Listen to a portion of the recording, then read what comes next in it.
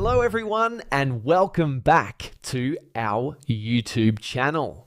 In this video, I'm going to show you how to fix not boring weather app not working. First, we'll start with something very simple yet powerful. So over the time, apps store temporary files to load faster, but sometimes those files get corrupted and the app starts acting weird. To resolve this issue, we will first head over to our device settings. From here, scroll down and tap on General.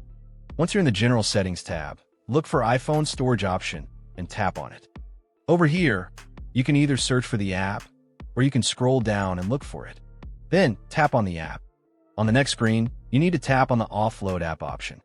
A confirmation pop-up will come up. Now tap on the Offload app option here.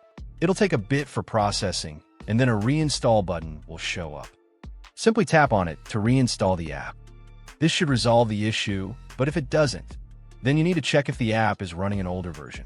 Head over to App Store. From here, double tap on this search icon in the bottom right corner, and then search for the app. Once the app comes up in the search result, and if you see this update button right next to the app, simply tap on it to make sure you're running the latest version of the app.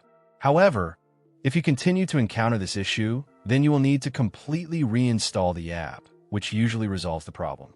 Head over to this screen the way we did before. And over here, tap on the Delete App option here to uninstall the app from your device. A confirmation pop-up will come up. Now tap on the Delete option here. Once uninstalled, open up App Store and search for the app in the search bar. After the app comes up in the search result, simply click on this cloud icon to install it back onto your device. Hopefully, this resolves the issue.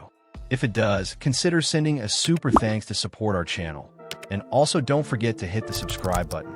We'll see you in the next video.